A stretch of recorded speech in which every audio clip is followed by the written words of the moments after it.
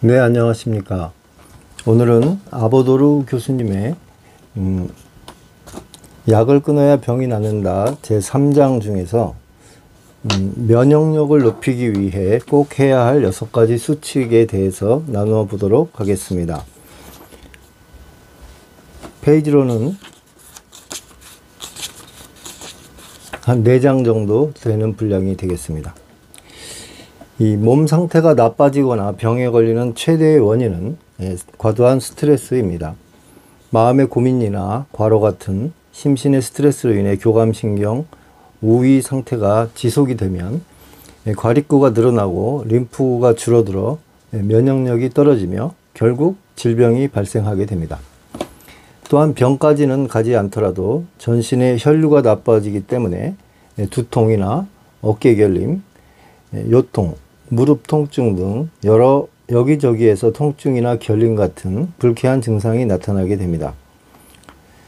몸 상태를 개선하고 병을 고치려면 교감신경에 치우친 자율신경의 바늘을 부교감신경 쪽으로 되돌려서 자율신경의 균형을 조절하는 것이 중요합니다. 그래서 부교감신경 우위로 돌려 면역력을 높이는 방법을 구체적으로 소개하려 합니다. 첫 번째, 생활 패턴을 되짚어 봅니다. 첫 번째로는 스트레스에 주의를 기울인다.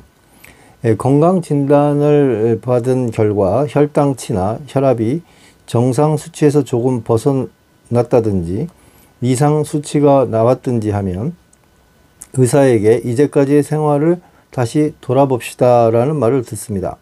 되짚어 볼 내용이란 균형 잡힌 식사를 하고 과음 과식을 피하는 것, 운동 부족을 해소하고 적당한 운동을 하는 습관을 붙이는 것, 수면이 부족하지 않도록 7에서 8시간을 자는 것 등입니다.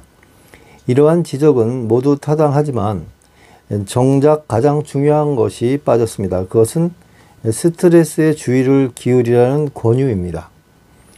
혈당치나 혈압이 올라가는 것도 고지혈증에 걸리는 것도 근원을 따져보면 스트레스로 교감신경 긴장 상태가 지속되었기 때문입니다. 식사 방법이나 수면법 같이 행동 패턴에만 변화를 주고 마음의 괴로움에 눈을 돌리지 않으면 건강은 회복되지 않습니다. 아픈 상태에서 건강이 회복되는가 아닌가는 스트레스에 주의를 기울이는가 그렇지 않는가에 달려 있습니다. 스트레스가 이제 중요하다는 것이겠죠. 사람은 누구나 많건 적건 걱정을 안고 살아갑니다. 특히 많은 것이 대인관계에 의한 고민입니다. 학교에 친한 친구가 없어서 고민하는 아이도 있고 직장에서의 인간관계나 집안 문제로 고민하는 성인도 있습니다. 어쨌든 스트레스 때문에 혈당치가 올라가거나 혈압이 상승했다는 사실을 아는 것이 중요합니다. 걱정거리 중에는 금방 해결할 수 있는 것도 있지만 몇 년이나 계속되는 것도 있습니다. 가족 중에 누가 병에 걸렸거나 부모가 정리해고로 인해 직장을 잃거나 아이가 등교를 거부하는 등 걱정거리는 끝이 없습니다. 이런 걱정거리는 하루아침에 해결되지가 않는데요. 그렇지만 자기가 무엇을 고민하고 있는지 찾아내고 그로 인한 스트레스 때문에 건강에 위협을 받고 있다고 자각만 해도 지나치게 고민하는 것에 브레이크를 걸 수가 있습니다. 예를 들어 한참 잠잠하던 혈당치가 급격히 올라갔다고 합시다. 이럴 때는 최근에 무엇인가 괴롭거나 짜증스러운 일이 있었는지 생각해 봅시다. 만약 스트레스의 원인이 말도 안 되는 요구를 하는 직장 상사 때문이었다면 다음부터는 똑같은 상황이 벌어졌을 때 혈당치가 올라간 이유를 알아챌 수 있습니다. 이전과 똑같이 교감신경이 긴장하더라도 오래 끌지 않고 끝낼 수가 있습니다. 이런 트집이나 잡는 직장 상사 때문에 당뇨병을 악화시키다니 어처구니 없는 일이지 성질이 나기는 하지만 내버려 둡시다 하고 다소 편하게 생각할 수도 있을 것입니다. 이것은 암의 경우도 마찬가지입니다. 고민하면 고민할수록 암이 악화된다는 사실을 안다면 마음을 달리 먹을 수 있게 됩니다. 스트레스를 없애지 않으면 곤란하다고 자신에게 짐을 지으면 새로운 스트레스가 됩니다. 그저 알아채는 정도로도 충분합니다. 자주 웃는 것도 면역력을 높이게 됩니다. 하루에 한 번 웃지 않는다. 하루에 한 번도 웃지 않는다. 최근 한 달 동안 웃은 기억이 없다는 이야기를 암 환자들에게 자주 듣습니다. 생활 속에서 웃을 기회가 적다면 코미디 프로그램이나 만담, 만화의 힘을 빌려서라도 웃어봅시다. 두 번째, 과로하지 않고 일을 줄입니다. 마음의 스트레스뿐만 아니라 몸이 받는 이 스트레스도 교감신경의 긴장을 불러옵니다. 본래 백혈구는 활동량에 비례하여서 수가 늘어나고 이에 따라 과립구도 많아지게 됩니다. 낮에 부지런히 일해 과립구가 늘었다고 해도 퇴근 후에 충분한 휴식을 취하면 문제는 없습니다. 일에 몰두해서 이런 긴장과 이완의 리듬이 깨지면 과립구 과잉 상태가 쭉 이어집니다. 며칠 정도라면 문제가 되지 않겠지만 월 단위, 연 단위로 과로가 이어지면 면역력은 확실히 떨어집니다.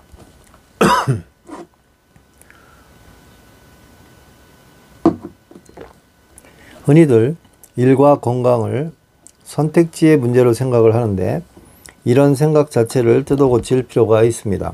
병에 걸리면 일단 쉬도록 합시다. 나은 뒤에 재발하지 않게 주의하면서 다시 씩씩하게 일하면 되지 않을까요? 과로하는 사람은 원래 일벌레이기 때문에 일을 줄이는 것 자체가 스트레스가 되는 경우도 있습니다. 일을 쉬어서 마음이 불안할 때는 이런 불안함 때문에 병이 생기는 거야 하고 생각해 봅시다. 그러면 얼마만큼 일을 줄이면 좋을까요? 이 질문에 대해 스스로 대답하는 것이 우선입니다. 몸이 나른하다, 식욕이 없다, 안색이 나쁘다, 어깨 결림이 심하다, 위가 아프다 이런 증상이 있으면 증상이 사라지도록 근무 시간을 줄이고 충분한 수면을 취해 봅시다. 큰 두 번째, 교감신경을 자극하는 약을 먹지 않는다. 소염 진통제, 스테로이드제, 항암제, 면역 억제제 따위를 장기 복용하면 교감신경이 심하게 긴장하여 면역력이 떨어지게 됩니다.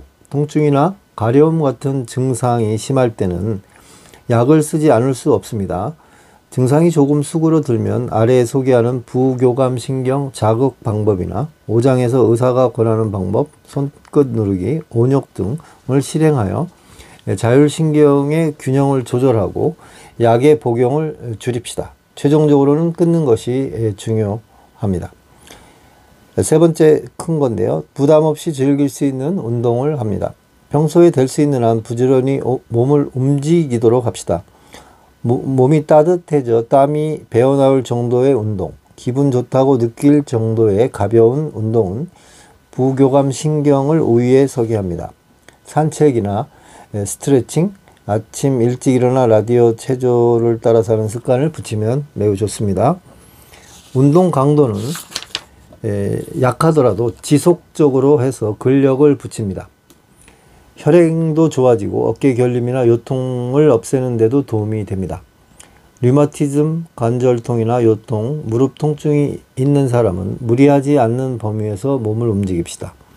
차츰 통증이 가벼워지고 관절을 움직일 수 있는 폭도 넓어질 것입니다. 얼마간의 통증은 혈류가 회복될 때의 반응이니까 너무 걱정하지 말고 계속합시다. 숨이 끊어질 정도의 운동이나 승패를 다투는 운동은 교감신경을 흥분시킵니다. 시합에 져서 울컥하게 되면 기분 전환이 아니라 스트레스가 됩니다. 무리 없이 즐길 수 있는 운동을 권합니다. 큰 네 번째, 면역력을 높이는 식사를 합니다.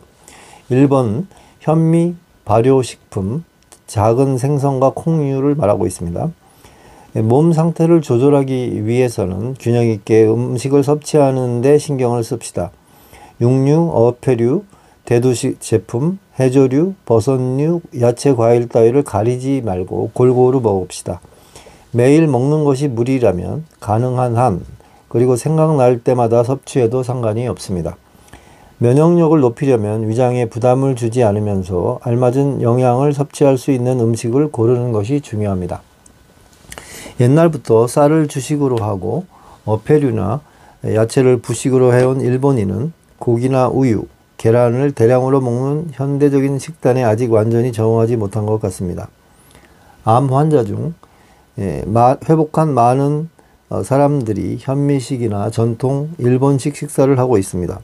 전통적인 식사로 돌아가는 것은 면역력 향상으로 이어집니다. 나도 현미 중심의 전통 일본식 식사를 하고 나서 몸이 대단히 좋아진 것을 실감하고 있습니다. 현미를 먹기 시작한 지 일주일이 지나자 피부에서 윤기가 났고요. 또한 나는 그때까지 거의 꿈을 꾸지 않았는데 매일같이 꿈을 꾸게 되었습니다. 그것도 칼라로 선명한 꿈이어서 놀랐습니다. 뇌의 혈행이 좋아져서 그런가 하고 생각하고 있습니다.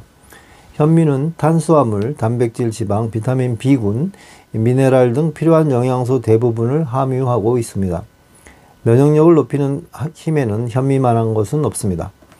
절인 음식, 된장, 메주 따위 발효식품, 콩류, 깨, 머리부터 꼬리까지 통째로 먹을 수 있는 작은 생선, 작은 새우는 그 자체가 하나의 완성된 생명체여서 살기 위해 필요한 영양소를 모두 갖추고 있습니다. 적극적으로 먹을 만한 식품입니다. 두 번째는 식물 섬유인데요. 버섯류, 해조류, 현미의 껍질 부분에 풍부하게 포함된 식물 섬유, 불소화 다당류라고 하기도 하는데요. 체내에서는 소화할 수가 없습니다. 그러나 장은 이것을 어떻게든 소화하려고 장관을 활발하게 움직입니다. 소화관은 부교감신경과 직결되어 있는 내장입니다. 장의 움직임이 활발해지면 그 자극으로 부교감신경이 우위를 차지해 면역력이 높아지게 되는 것입니다. 또한 식물 섬유는 장내에서 발생하는 활성산소의 제거에도 도움이 됩니다. 다만 아무리 몸에 좋다고 하더라도 지나친 섭취는 금물입니다. 소화관에 과부하가 걸려 작동불능이 되어 변비가 생길 수 있습니다. 과유불급이라는 말도 있듯이 적당히 먹는 것이 중요합니다. 세 번째는 신 것을 적당히 섭취하라는 얘기입니다. 체내에는 싫은 것에 대한 반사작용이라고 하여 불쾌한 것에서 벗어나려는 틀이 짜여져 있습니다. 이 반사작용을 관장하는 것이 부교감신경입니다. 신맛은 생체 입장에서는 불쾌한 것 중에 하나입니다. 식초 같은 것이겠죠. 매실, 장아찌나 식초 같은 것을 먹으면 이것을 배설해 버리려는 과정에서 부교감신경이 자극을 받습니다. 조금씩 먹으면 좋을 것 같습니다. 작은 네 번째, 수분을 충분히 섭취한다. 수분을 충분히 섭취하면 비뇨기계가 자극을 받아 부교감신경의 작동이 활발해집니다. 고령자에게는 목마름에 대한 감각이 떨어져 수분을 섭취하지 않기 때문에 탈수 증세가 나타나기 쉽습니다. 목이 마르지 않더라도 백비탕이나 차를 충분히 마시는 것이 중요합니다. 식사에서 또한 또 한 가지 중요한 것은 천천히 맛을 보며 먹는 일입니다. 부교감신경은 음식을 씹는 것에도 자극을 받기 때문입니다. 그렇다고 해서 몇 번씩 씹을 필요는 없습니다. 음식을 전부 물엿처럼 될 때까지 씹어서 소화관에 보내면 장관 면역이 떨어져 도리어 건강에 해롭습니다. 다섯 번째입니다. 심호흡을 합니다. 호흡은 교감신경이 우위일 때는 빨라지고 부교감신경이 우위일 때는 느릿느릿해집니다. 예를 들어 머리에서 김이 날 정도로 화가 나면 호흡은 빠르고 얕아집니다. 반면 긴장을 풀고 욕탕에 몸을 담그고 있을 때는 자기도 모르게 후하고 깊고 느릿하게 숨을 쉬게 됩니다. 호흡은 마음의 상태와 긴밀히 연결되어 있는 것입니다. 하루 종일 호흡을 의식하는 것은 무리겠지만 일하다 쉴 때 적당한 시간을 골라 심호흡을 해봅시다. 크게 심호흡을 하고 숨을 천천히 내쉬기를 반복하면 산소를 충분히 들이마셨다는 정보가 몸에 전해집니다. 산소가 남아돌면 몸은 이것을 내보내려 합니다. 앞에서 말한 싫은 것에 대한 반사작용이 작용하여 부교감신경은 활성화됩니다. 몸의 긴장이 풀리고 혈관이 열려 혈행이 좋아지며 맥박은 느릿하게 뛰게 됩니다. 심호흡을 몇 번 하고 나서 맥박을 재보면 맥박이 느릿하게 뛰는 것을 알 수 있습니다. 큰 여섯 번째, 몸을 따뜻하게 하여 혈액순환을 좋게 한다. 교감신경이 긴장을 하게 되면 혈류가 나빠지고 몸이 차가워지게 됩니다. 혈류를 회복시키는 가장 간단한 방법은 목욕입니다. 조금 미지근한 목욕물에 느긋하게 몸을 담그면 혈류가 좋아져 몸이 따뜻해지고 피로감이나 근육의 결림도 사라지게 됩니다. 이에 따라 기분도 느긋해지고 심신이 모두 이완 모드로 바뀌게 됩니다. 목욕 후에는 수분을 충분히 보충하게 됩니다. 탕파를 이용한 온열요법이나 찜질팩도 잘 활용하기 바랍니다. 건포 마찰은 혈행을 좋게 하는 동시에 피부를 튼튼하게 하는 간편한 건강법으로 권할 만합니다. 이상은 교감신경 긴장 상태를 개선하는 방법입니다. 만일 다음과 같은 증상으로 고민하고 있다면 부교감신경이 지나치게 우위를 차지하고 있는 것입니다. 과도하게 몸이 이완되면 무기력해져서 아무것도 하고 싶지 않고 몸도 나른하며 아침 일찍 일어나는 것도 귀찮아집니다. 또한 작은 일에도 신경이 쓰여 풀이 죽거나 끙끙 앓는 증상이 나타납니다. 이러한 경우는 식사량을 조금씩 줄이고 부지런히 몸을 움직이거나 가벼운 운동을 해서 스스로 활기를 불어넣어 봅시다. 명랑하게 생활하는 것으로 과잉 이완에서 오는 불편한 증상들을 해소할 수가 있습니다.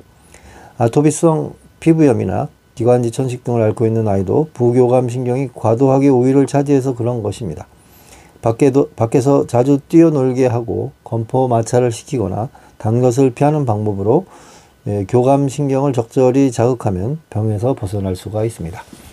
오늘은 일본의 아보도르 교수님, 일본이 낳은 세계적인 면역학자지요. 이분의 약을 끊어야 병이 낫는다 해서 제 3장 파트 부분을 함께 나누어 보았습니다.